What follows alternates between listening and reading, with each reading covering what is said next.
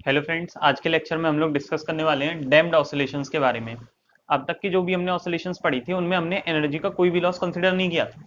जबकि जो ऑसिलेशंस जो हम प्रैक्टिकली देखते हैं, जितनी भी ऑसिलेशंस होती हैं वो धीरे धीरे करके मंदी होती चली जाती है, डैम्प होती चली जाती है। इसका मतलब क्या है कि सिस्टम अपनी एनर्जी को इजेक्ट कर रहा है, बाहर सराउंडिंग में लॉस कर रहा है। वो कुछ फोर्सेस की वजह से होगा और उन्हीं फोर्सेस को हम लोग क्या बोलते हैं, डैम्पिंग फोर्सेस। क्या बोलते हैं? Damping forces. अब हमें जब डैम्प्ड ऑसिलेशंस पढ़नी है तो सिंपली हम क्या करेंगे, जैसे हमने स्टार्ट किया था, सबसे पहले हम लोग इक्वेशन ऑफ मोशन लिखेंगे। इक्वेशन ऑफ मोशन से हम लोग X as a function of time T निकालेंगे और फिर उसकी एनर्जी एनर्जी के बारे में डिस्कस करेंगे। तो अभी डैम्प्ड ऑसिलेशंस में हमारे पास एक नया टर्म आया, दैट इज डैम्पिंग फोर्स। क्या आया? Damping force. ये जो डैम्पिंग फोर्स है एफ बी, एफ डी कह लेते हैं, ये जो डैम्पिंग फोर्स है ये दो बातों पर डिपेंड करेगा। एक तो कौन सा मीडियम है, मीडियम की क्या करेक्टरिस्टिक है। दूसरा कि पार्टिकल किस तरफ जा रहा है। जैसे पार्टिकल की वेलोसिटी मान लो इधर की तरफ है तो डैम्पिंग फोर्स हमेशा लगता है उससे अपोजिट डायरेक्शन में। अगर पार्टिकल इधर जा रहा होगा तो डैम्पिंग फोर्स पीछे, हमेशा वो उससे उसकी वेलोसिटी के अपोजिट डायरेक्शन में लगेगा। यानी कि मैं ऐसा लिख सकता हूं, this damping force is directly proportional to V. और जो फिर कांस्टेंट आएगा यहाँ पे एक, वो जो कांस्टेंट होता है दैट इज डिपेंड दैट, अच्छा मैं पहले माइनस साइन लगा लेता हूँ क्योंकि अपोजिट डायरेक्शन में। वो जो कांस्टेंट आता है that depends on the medium, कि मीडियम कौन सा है। और हम लिख देते हैं F D is equal to minus B V vector. यहाँ पे जो बी है it depends on medium, it depends on medium. क्या मीडियम है जिसके अंदर ये डैम्प्ड ऑसिलेशंस हो रही हैं। ठीक है, ऐसा आप समझ सकते हो नॉर्मली कि मान लो कि एक हमारे पास स्प्रिंग ब्लॉक सिस्टम है और ये स्प्रिंग ब्लॉक सिस्टम की ऑसिलेशंस इस बार एयर में नहीं हो रही, किसी लिक्विड के अंदर हो रही हैं। और ये जो डैम्पिंग कांस्टेंट बी लिखा हुआ है, बी, इसको क्या बोलते हैं हम लोग? Damping constant. वो इस लिक्विड की प्रॉपर्टी, इस लिक्विड की। ये बात समझ में आती है? ठीक है। अब इसके बाद हम लोगों को सिंपली क्या करना है, ये हो गया F D is equal to minus V B. हम लोग नेट फोर्स लिखेंगे। नेट फोर्स लिखते टाइम इस बार कौन कौन से फोर्सेस आ रहे हैं देखना। F net is equal to, एक तो जो अपना ये स्प्रिंग है अपना लगाएगी के एक्स, वो जिस तरफ भी आप डिस्प्लेसमेंट करोगे उससे अपोजिट डायरेक्शन में लगता है, उसको क्या लिख देते हैं हम लोग, F is equal to minus K X. अब इसके साथ में एक एक्स्ट्रा फोर्स और आ गया माइनस बी बी। क्या बात समझ में आ रही है? अब हम इसको कैसे लिख सकते हैं, minus K X minus B D X upon D T. और ये जो मैंने एफ नेट लिखा है इसको लिख सकते हैं एम ए, एम ए की जगह लिख दिया मैंने M D square x over D T square. ये बात समझ में आ गई? अब इसके बाद क्या करेंगे देखना, इसको मैं ऐसे लिख सकता हूँ, थोड़ा सा रीअरेंज करेंगे इक्वेशन को, d square x over D T square, इन सारे टर्म्स को इधर लेके आएंगे, एम से डिवाइड करेंगे, b by m d x over D T plus k x is equal to zero. ये बात समझ में आ रही है? फिर इसके बाद हम लोग क्या करते हैं, अब हमारे पास ये सिंपली क्या आ रही है, एक डिफरेंशियल इक्वेशन आ रही है। ऑर्डर क्या है इसका? Two, second order differential equation है, होमोजीनियस इक्वेशन है, इधर साइड में जीरो आ रहा है, कोई कांस्टेंट टर्म नहीं है। इसके बाद में याद है आपको, अच्छा इसमें एक के बाई एम इधर भी आएगा, एम में मैंने पूरे से डिवाइड किया है। ये के बाई एम को हम लोग किससे रिप्लेस कर देते थे, ओमेगा नॉट स्क्वायर। ये ओमेगा नॉट स्क्वायर क्या होती थी, नेचुरल फ्रीक्वेंसी होती थी जब कोई हमने डैम्पिंग मीडियम नहीं लिया हुआ है। तो अब सिंपली क्या करना है यहाँ पे, चलो मान लिया ठीक है ओमेगा नॉट स्क्वायर आ गया। अब ऐसे ही जो बी बाई एम है इसको हम लिख देते हैं टू आर। क्या लिख देते हैं? Two R, where R is the damping coefficient. R is the damping coefficient. कई बुक्स में इसको गामा से डिनोट करते हैं, किसी में बीटा से डिनोट करते हैं, आपको समझ जाना है कि डैम्पिंग कोफिशिएंट है। दोनों में फर्क याद रखना है, ये बी डैम्पिंग कांस्टेंट था, यहाँ पर ये जो आर है ये डैम्पिंग कोफिशिएंट है। ठीक है, इसके बाद मैं इस इक्वेशन को ऐसे लिख सकता हूं, ये हो जाएगी D square x over D T square plus two R D x over D T plus omega naught square X is equal to zero. ठीक है, अब जब हमारे पास ये इक्वेशन आ गई इसको हम कैसे लिख सकते हैं आगे देखना, हम लोग इस डिफरेंशियल ऑपरेटर को ऐसे लिख देते हैं ना, d is equal to D by D T. ठीक है, और ऐसे ही हम लोग डी स्क्वायर को क्या लिखते हैं, D square is equal to D square over D T square.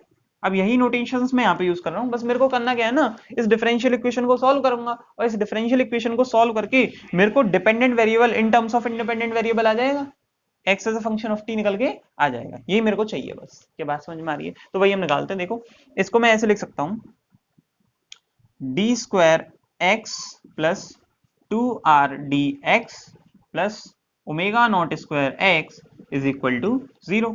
फिर इसके बाद मैं इसको कैसे लिख सकता हूँ, D square plus 2RD plus omega naught square operating on x is equal to 0।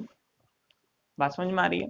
अब देखना, जब इतना हमारे पास आ गया, बस इसको सॉल्व करना है। तो ये क्या है, सिंपल एक क्वाड्रेटिक इक्वेशन है डी में, तो डी की वैल्यूज कैसे आ सकती हैं देखना। मैं ऐसे लिख सकता हूँ D is equal to minus 2R plus minus square root of B square, यानी कि 4R square minus 4 omega naught square upon में 2। इसको सॉल्व करेंगे, हमारे पास ये क्या आ जाएगा, d is equal to minus R, common common लेके आओगे कट पड़ जाएगा, plus minus square root of are square minus omega naught square. तो यहां से हमारे पास ऐसे d की दो वैल्यूज आ रही है ना, एक तो minus are plus square root of are square minus omega naught square, फिर एक बार minus are minus square root of are square minus omega naught square. अब इन्हीं के बेसिस पे जब हमारे पास ऐसे दो रूट आ गए, तो हम लोग क्या करते थे, फिर x as a function of time t लिखते हैं। कैसे लिखेंगे इसको, हम लोग लिख देंगे c1 e की power minus r plus minus square root of, एक बार प्लस लेंगे एक बार माइनस लेंगे, plus square root of are square minus omega naught square into T plus c2 e raise to the power minus are minus square root of are square minus omega naught square into T. तो यहां से हमारे पास ये x as a function of time t आ गया, जिसमें कि c1 और c2 क्या है, कॉन्स्टेंट्स। आपने डिफरेंशियल इक्वेशंस करी होंगी ना, सॉल्यूशंस ऑफ डिफरेंशियल इक्वेशन कैसे करते हैं। होमोजेनियस इक्वेशन है, इसको पहले हम इस टर्म्स में डी की वैल्यू निकाल देते हैं, फिर इसको ऐसे लिख देते हैं। ये बात समझ में आ गई। अब हमारे पास जब ये डी आ गया, X as a function of time T भी आ चुका है। अब इसमें तीन केसेस पढ़ेंगे। कौन कौन से तीन केस पढ़ने, पहला केस वो होगा जिसमें आर की वैल्यू ओमेगा नॉट से बहुत बड़ी होगी, दूसरा केस वो होगा जिसमें आर की वैल्यू ओमेगा नॉट के अप्रोक्सीमेटली इक्वल होगी, और तीसरा केस वो होगा जिसमें आर की वैल्यू ओमेगा नॉट से बहुत ही कम होगी। ये बात समझ में आ रही है? आप इतना नोट करिए, फिर उसके बाद हम वो तीनों केसेस एक एक करके डिस्कस करते हैं। अब देखो हमारे पास सॉल्यूशन क्या आ गया था, x as a function of time t is equal to c1 e की power minus are plus square root of are square minus omega naught square into T plus c2 e raise to the power minus are minus square root of are square minus omega naught square into T. ऐसे हमारे पास solution आ गया। और उसमें हमें सबसे पहला case 1 वो देखना है जिसमें कि ये जो हमारा r है that is very very greater than omega naught. ऐसे केस को जिसमें कि डैम्पिंग कोफिशिएंट की वैल्यू ओमेगा नॉट से बहुत ज्यादा होती है, इसका मतलब क्या है कि वो जो मीडियम है वो अच्छा खासा डैम्प्ड ऑसिलेशंस करवा पा रहा है, तो इनको बोलते हैं हम लोग ओवर डैम्प्ड केस। कौन सा केस, ओवर डैम्प्ड, ज्यादा ही डैम्पिंग है, ओवर डैम्प्ड। या फिर इसको एक और बोलते हैं हम लोग डेड बीट भी बोलते हैं, डेड बीट, ठीक है। और क्या नाम है इसका, हैवी डैम्पिंग, हैवी डैम्पिंग। बहुत ज्यादा है, मतलब कुल मिला के सारी बातें एक ही चीज को सिंबलाइज करती है कि डैम्पिंग बहुत ज्यादा है, ठीक है। अच्छा इस केस में हो क्या जाएगा, ये जो हमारा x as a function of time t लिखा हुआ है ये ऐसा हो जाएगा c1 e की पावर, जब r की वैल्यू ओमेगा नॉट से बहुत बड़ी होगी तो ये कटपट के क्या रह जाएगा, ये यहाँ पे क्या रह जाएगा, plus square root of are square रह जाएगा सिर्फ, तो minus are plus R into T, तो ये तो हो जाएगा ई रेज टू द पावर 0, तो ये वाला टर्म तो गायब। फिर इधर वाला टर्म देखो, इधर क्या जाएगा, minus are minus square root of are square, उसका ये ओमेगा नॉट स्क्वायर तो आर के कंपैरिजन में नेग्लेक्ट हो गया, तो यहाँ पर क्या रह जाएगा, माइनस आर यानी कि माइनस 2RT। तो सिंपली एक ऐसा फंक्शन आएगा ना, ये तो c1 e raise to the power 0 plus c2 e raise to the power minus 2RT, ऐसा आएगा। इसका मतलब क्या है कि सिंपली एक एक्सपोनेंशियली डिकेइंग फंक्शन है ये तो। और एक्सपोनेंशियली डिकेइंग फंक्शन का ग्राफ कैसा बनता है, अगर मैं टाइम और x as a function of time t plot करूं तो कैसा बनता है एक्सपोनेंशियली डिकेइंग, ऐसा करके बस डिके होता चला जाएगा और थोड़ी देर बाद 0। क्या बात समझ में आ रही है? तो इस केस में मुझे बताना, पार्टिकल जैसे उसकी मीन पोजीशन मान लेते हैं मैं x इज इक्वल टू 0, तो एक बार जब वो x इज इक्वल टू 0 पे आएगा उसके बाद दूसरी साइड जा पाएगा क्या, नहीं। सिंपल जहां से आपने उसको थोड़ा सा खींचकर छोड़ा, डैम्प्ड फोर्सेस भी लग रहे हैं और स्प्रिंग फोर्स भी लग रहा है, और वो ऐसा आएगा मीन पोजीशन की तरफ आएगा धीरे करके और जाकर बस वहीं रुक जाएगा। क्या बात समझ में आ रही है? तो मोशन क्या ऑसिलेटरी मोशन है क्या, नहीं। तो हम बोलते हैं this motion is non oscillatory type. कैसा है, नॉन ऑसिलेटरी। क्या बात समझ में आ रही है?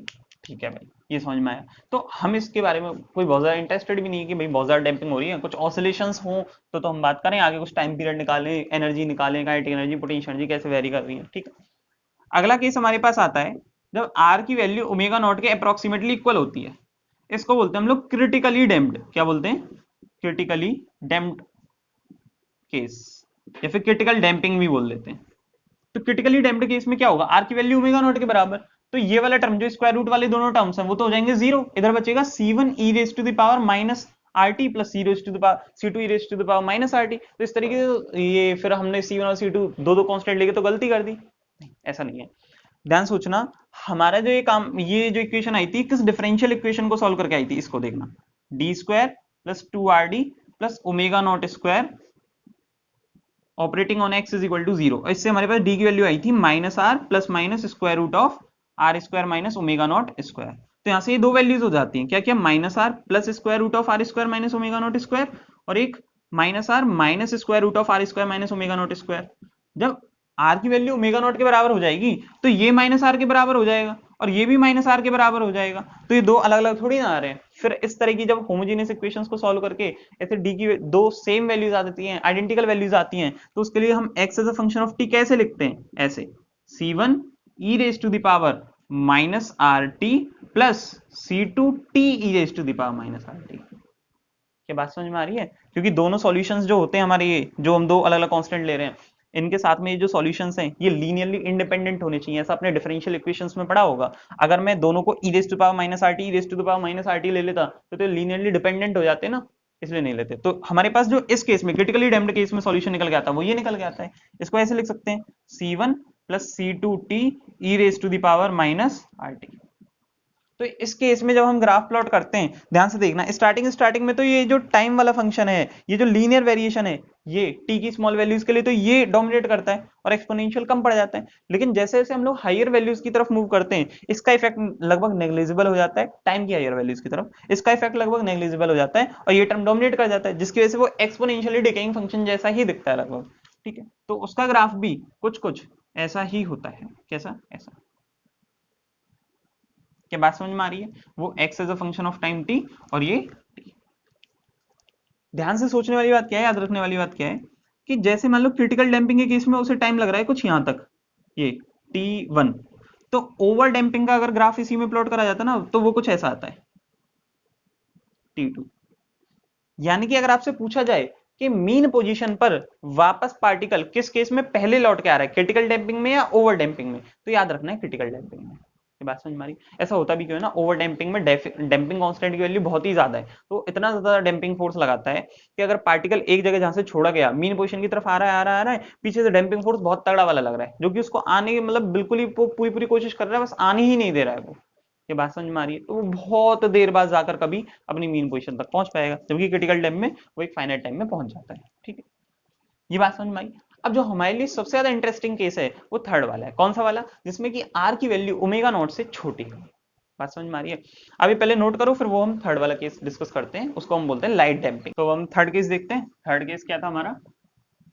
जब हमारे आर की वैल्यू ओमेगा नॉट से छोटी है, ठीक है, और इसको क्या बोलते हैं हम लोग? Light damping. अच्छा, मैं एक और चीज बताने वाला था, आप इतना तो समझ ही गए होंगे ना, जो हमने इससे पहले क्रिटिकली डैम्प्ड ऑसिलेशंस करी, क्रिटिकली डैम्प वाला केस किया है, उसमें पार्टिकल का मोशन नॉन ऑसिलेटरी रहेगा, जैसा कि ओवर डैम्प्ड के केस में था। पार्टिकल एक बार अपना मीन पोजीशन की तरफ आएगा फाइनाइट टाइम में और वहीं जाकर रुक जाएगा, फिर उसके बाद दोबारा ऑसिलेट नहीं करेगा। बात समझ में आ रही? डैम्पिंग फोर्सेस जाने ही नहीं देंगे उसे, ठीक है। अब आर की वैल्यू ओमेगा नॉट से छोटी, तो इस वाले केस में देखना आप, जो हमारा सॉल्यूशन था, सॉल्यूशन से पहले वो डी की बात कर लेते हैं। D D D D is equal to क्या था? Minus are plus minus square root of are square minus omega naught square. जब आर की वैल्यू ओमेगा नॉट से छोटी होगी तो इसके अंदर वाली क्वांटिटी स्क्वायर रूट के अंदर नेगेटिव आ रहा है, कॉम्प्लेक्स बनेगा, तो मैं इसको ऐसे लिख सकता हूँ क्या? Minus are plus minus iota square root of omega naught square minus are square, ठीक है। अरे -1 कॉमन लिया, स्क्वायर रूट ऑफ -1 को आयोटा लिख दिया, बस। तो इस बार दो सॉल्यूशंस हो गए, एक तो minus are plus iota square root of omega naught square minus are square, और दूसरा वाला solution minus are minus iota square root of omega naught square minus are square. तो इस केस में जो सॉल्यूशन आता है x as a function of time t, वो हम लोग कैसे लिखते हैं? वो हम लोग लिखते हैं ऐसे, e raise to the power minus are t multiplied with c1 cos एक काम करता हूं, मैं इस पूरे टर्म को बार बार इतना बड़ा लिखना पड़ेगा, इसको मैं लिख देता हूं omega dash is equal to omega naught square root of omega naught square minus are square. तो ये हो जाएगा minus are plus minus iota omega dash. तो मैं इसको लिख सकता हूँ e raise to the power minus are t C1 cos omega dash t plus C2 sin omega dash t. ये सब डिफरेंशियल इक्वेशन का पार्ट है, उसी को सॉल्व कर रहे हैं बस, ठीक है। अब इसको मैं थोड़ा सिंप्लीफाई करना चाहता हूँ, इसके लिए मैंने क्या किया ना, मैंने ऐसा कर लिया, multiply and divide by C1 square plus C2 square. देखना इसकी मदद से हमारी इक्वेशन बहुत सिंपल वे में सिंप्लीफाई हो जाएगी। देखना ये इसका मल्टीप्लाई किया तो अंदर दोनों टर्म्स में इसी का मैं डिवाइड कर रहा हूँ, C1 square root of C1 square plus C2 square cos omega dash t plus C2 upon square root of C1 square plus C2 square sine omega dash t. अच्छा ऐसा करने से क्या हुआ, यहाँ पे अभी ऐसी फॉर्मेट बन जाएगी sign A cos B plus cos A sine B. अच्छा अगर मेरे को इसको साइन में बनाना है तो मैं एक ऐसा ट्राइंगल मान लूं जिसका परपेंडिकुलर C1 है, बेस C2 है और हाइपोटेनस हो जाएगी C1 under root of C1 square plus C2 square. इस एंगल को कुछ मान लेते हैं डेल्टा, ठीक है। तो यहाँ से साफ साफ समझ में आ रहा है, तो मैं लिख सकता हूँ sine delta is equal to C1 upon square root of C1 square plus C2 square, ऐसी कॉस डेल्टा निकल जाएगा ये। तो मैं इसको आगे ऐसे लिख सकता हूँ, और मैं साथ ही साथ ना इस टर्म को ऐसे मान रहा हूँ ए नॉट, क्या मान रहा हूँ ए नॉट। तो ये बन जाएगी इक्वेशन ऐसी, a naught e raise to the power minus are t, ये sine omega sine delta cos omega dash t plus cos delta sine omega dash t. और ये फिर कैसा हो जाएगा देखना, a naught e raise to the power minus are t sine omega dash t plus delta. तो finally हमारे पास लाइट डैम्पिंग के केस में x as a function of time t, displacement as a function of time t, ये निकल के आया। इससे आपको क्या कैसे लग रही है इक्वेशन, ऑसिलेटरी टाइप की लग रही है नहीं लग रही? ये रहा साइनोसॉइडल वेरिंग टर्म है इसमें, तो उसकी एंगुलर फ्रीक्वेंसी कितनी है ओमेगा डैश, ये डेल्टा क्या है फेज, और ये वाला पार्ट क्या होता था एम्पलीट्यूड, यहाँ पे भी एम्पलीट्यूड ही है। लेकिन खास बात यह है कि इस बार एम्पलीट्यूड एक कांस्टेंट नहीं है। जब हम लोग नॉर्मल अनडैम्प्ड ऑसिलेशंस की बात करते थे तो उसमें जो हमारा एम्पलीट्यूड आता था वो हमेशा ए नॉट ही रहता था, कांस्टेंट रहता था। अरे वही तो दिखा रहा है कि उसमें एनर्जी का कोई लॉस नहीं हो रहा है, जबकि इसमें जो ये एम्पलीट्यूड है ए नॉट ई की power minus R T, it is decaying with time. क्या कर रहा है, टाइम के साथ डिके कर रहा है, टाइम के साथ डिके कर रहा है। इसका मतलब टाइम के साथ एनर्जी डिक्रीज होती चली जा रही है, लॉस होती चली जा रही है। इसको हम लोग ऐसे भी लिख सकते हैं, amplitude at any time t is equal to A naught e raise to the power minus r. ये बात आपको याद रखनी है, ठीक है। अच्छा अगर मैं आपसे पूछने लग जाऊं कि इन ऑसिलेशंस का टाइम पीरियड क्या होगा, टाइम पीरियड, तो आप क्या लिखोगे, T dash is equal to 2 pi upon omega dash. और ओमेगा डैश हमने क्या माना था, square root of omega naught square minus are square. तो क्या हो जाएगा 2 pi square root of omega naught square minus are square. तो उम्मीद है आपको इतना ये समझ में आया होगा। अब हम लोग साथ ही साथ एक और काम करते हैं, जैसे हमने दोनों में प्लॉट करा था, ओवर डैम्प्ड केस में और क्रिटिकल डैम्प्ड केस में, इसी तरीके से लाइट डैम्पिंग के केस में भी हम इसे प्लॉट कर लेते हैं। खास बात क्या है, इस बार ऑसिलेशंस हो रही है, दिस मोशन इज ऑसिलेटरी, जबकि जो क्रिटिकली डैम्प्ड केस में और हैवी डैम्प्ड केस में जो हो रहा था मोशन वो नॉन ऑसिलेटरी था। क्या बात समझ में आ रही है? बना लेते ग्राफ, देखो इस एक्सिस पे x as a function of time t और इस एक्सिस पे टाइम t।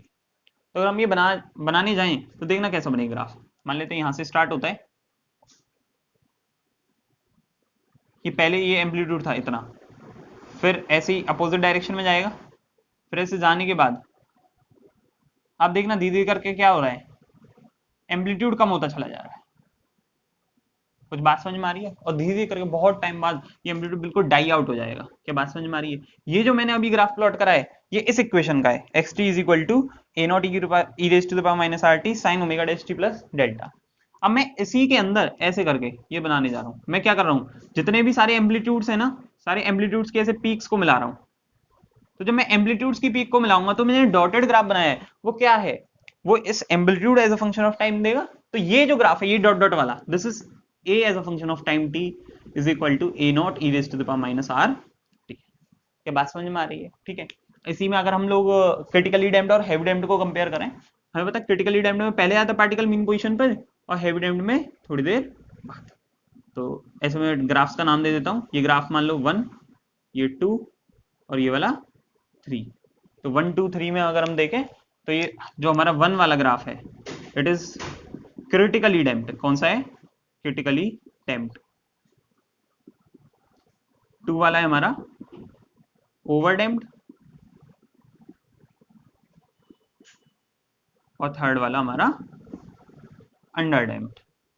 अंडर डैम्प्ड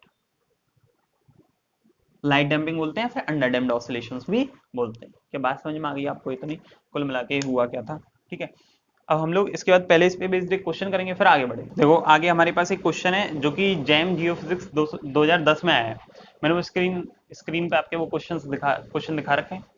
आप उस क्वेश्चन को एक बार खुद रीड करके एक बार ट्राई करने की कोशिश करो, बाकी आगे वीडियो देखो, उसमें मैं बता रहा हूँ, ठीक है। तो क्वेश्चन पढ़ते हैं हम लोग। क्या दे रखा है? Consider the following equation, consider the following equation where the damping coefficient beta is constant, ठीक है। आपको ऐसा दे रखा है d square x over D T square plus 2 beta d x by D T plus 16x is equal to 9 cos 5t। इसको ऐसा सोचकर ना लें कि अभी अभी जो डैम्प्ड ऑसिलेशन पढ़ाई उसमें तो इधर इज इक्वल टू 0 था, होमोजेनियस इक्वेशन थी, इसमें तो है ही नहीं। आप इसको as a normal differential equation की तरह लें, समझे, मैथमेटिकल फिजिक्स का सवाल है और कर डालें, ठीक। ये इक्वेशन दे रखी है where beta is the damping coefficient. बोला गया है द जनरल सॉल्यूशन इज, आपको दे रखा उन्होंने general solution cos 5t plus 5 plus a cos 4t plus psi, ऐसा करके दे रखा है। बोला है फाई टेंस टू, फाई की क्या वैल्यू होनी चाहिए? पहला ऑप्शन पाई, फिर माइनस पाई, फिर 0, फिर पाई बाई 2। तो चार ऑप्शंस आपके पास हैं, एक बार हम लोग करके देखते हैं सिंपल। इसको एक डिफरेंशियल इक्वेशन की तरह सॉल्व करते हैं। इधर ये क्या है, इसको ऐसे लिख लेंगे d square plus 2 beta plus 16 operating on x is equal to 9 cos 5t। फिर इसको क्या लिख सकते हैं हम लोग? आपने देखा होगा पार्टिकुलर इंटीग्रल कैसे निकालते हैं हम लोग। ये 9 अपॉन में कर दिया मैंने D square plus 2 beta plus 16 और यहाँ पे cos 5t पर ऑपरेट हो रहा है, ठीक है। फिर उसका क्या करते हैं, अगर कभी भी आपके पास ऐसा है 1 अपॉन डी स्क्वायर प्लस कुछ भी ऐसा दे रखा है, आगे ऑपरेट हो रहा है कुछ भी कांस्टेंट वगैरह कुछ भी हो, और यहाँ पे ऐसा लिख रहा है cos pt, तो आप क्या करते हो, इसको ऐसे लिख देते हो ये cos pt पर अब भी ऑपरेट हो रहा है, जो भी कुछ बचा कुछ ऑपरेटर में डिफरेंशियल वाले जो भी टर्म होंगे, लेकिन ये जो 1 अपॉन डी स्क्वायर है, डी स्क्वायर की जगह क्या आ जाता है माइनस पी स्क्वायर, और बाकी टर्म्स ऐसे के ऐसे ही रहेंगे। ऐसे यहाँ पे जहाँ पे cos 5t है तो डी स्क्वायर की जगह क्या आ जाएगा माइनस 25। साथ ही उन्होंने ये भी बोला है क्वेश्चन में beta tends to 0, beta tends to 0। जब बीटा की वैल्यू 0 हो जाएगी तो हम इसको ऐसे लिख सकते हैं 9 upon D square plus 16 cos 5t। उसके बाद क्या हो जाएगा 9 upon minus 5 square plus 16 cos 5t, और ये कितना हो जाएगा इसको सॉल्व करके -9 वो 9 कट जाएगा, ये आ जाएगा माइनस cos 5t। इसको मैं ऐसे लिख ही सकता हूँ cos 5t प्लस पाई, देने वाले ने क्या दे रखा है cos 5t प्लस पाई, पाई की वैल्यू पाई हो गई, बात खत्म हो गई। ये बात समझ में आ गई, सिंपल सा क्वेश्चन था। थोड़ा आगे बढ़ते हैं, डैम्प ऑसिलेशन का ही पार्टिकुलरली क्वेश्चन। देखो अगला क्वेश्चन मैंने आपकी स्क्रीन पे दिखा रखा है। क्या बोला गया क्वेश्चन के अंदर, spring mass system has undamped natural angular frequency omega not they रखी है आपको। ओमेगा नॉट गिवन है 100 रेडियन पर सेकंड। क्वेश्चन आगे बढ़ते हैं, क्या बोला गया है, the solution x as a function of time t at critical damping is given by, कुछ x as a function of time t आपको सॉल्यूशन दे रखा है। जब सॉल्यूशन दे देता हूं मैं तो उसी से मतलब है x not 1 plus omega not t exponential of minus omega not t, x not is a constant. The system experiences a maximum damping force at time, time बताना है किस टाइम पे सिस्टम पे मैक्सिमम डैम्पिंग फोर्स लगेगा। तो simple क्या है, पहले डैम्पिंग फोर्स तो निकाल लें। डैम्पिंग फोर्स बताया था आपको minus bv minus B D x by D t निकाल लेते हैं। देखो उसके लिए dx बाई डी टी चाहिए, तो dx बाई डी टी इस इक्वेशन से कैलकुलेट कर लेता हूं मैं। डिफरेंशिएट करना है x नॉट, इसका uv वाले मेथड से आप करोगे, क्या आ जाएगा minus e raise to power minus omega naught t multiply में omega naught plus minus omega naught e raise to power minus omega naught t, वो वाला सेकंड वाला term as it is 1 plus omega naught t.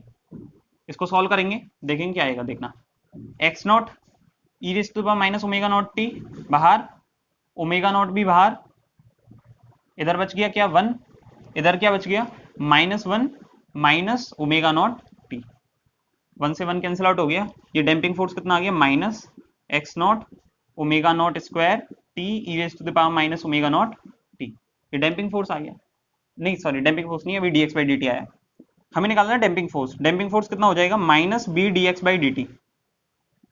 इसको करेंगे तो ये क्या है, माइनस माइनस प्लस हो गया, ये हो जाएगा b x naught omega naught square t E raise to the power minus omega naught t. अब सवाल वाले ने क्या बोला है कि किस टाइम पर डैम्पिंग फोर्स मैक्सिमम हो जाएगा, किस टाइम पर डैम्पिंग फोर्स मैक्सिमम हो जाएगा। तो क्या करें, इसको डिफरेंशिएट करें टाइम के रेस्पेक्ट में और जीरो के इक्वल पुट कर दें, तो d f d by D t is equal to zero. ऐसे पुट करेंगे तो टाइम आ जाएगा जिस पर ये मैक्सिमम या मिनिमम होता है। तो इसको कर देते हैं, ये b x naught omega naught square तो कांस्टेंट है, अब इसको करेंगे डिफरेंशिएट तो आ जाएगा ई raise to the power minus omega naught t, t का डिफरेंशिएशन 1 और फिर उसका डिफरेंशिएशन माइनस ओमेगा नॉट और फिर मल्टीप्लाई में t is equal to zero. ऐसा रखेंगे तो यहाँ से सिंपल सी बात है, ऐसे देखें तो ये वाला केस है, इसमें टाइम जब इन्फिनिटी होगा तब जाके ये जीरो होगा। तो इसी को पार्टिकुलर मतलब कि आपके पास एक फाइनाइट वैल्यू आ जाए टाइम की, वो तो इसी से आएगी, किससे, 1 माइनस ओमेगा नॉट टी को जीरो के इक्वल पुट करें और टी की वैल्यू कितनी आ जाएगी, 1 अपॉन ओमेगा नॉट। सवाल वाले ने ओमेगा नॉट की वैल्यू दी है 100 रेडियन पर सेकंड, तो क्या हो जाएगा 10 की पावर माइनस 2 सेकंड। बात खत्म हो गया, सवाल ये बात समझ में आ रही है। ऐसे सिंपल सिंपल क्वेश्चन कर सकते हो। आज के लेक्चर के लिए हम लोग इतना ही रखते हैं, फिर आगे हम इसी डैम्प्ड ऑसिलेशन में अभी हमें आगे काफी कुछ पढ़ना है, एनर्जी एनालिसिस करना, काफी सारे क्वेश्चन वगैरह भी करने हैं। इससे आगे का हम लोग नेक्स्ट लेक्चर में देखेंगे, तब तक आप ये रिवाइज करें, नोट करें, ठीक।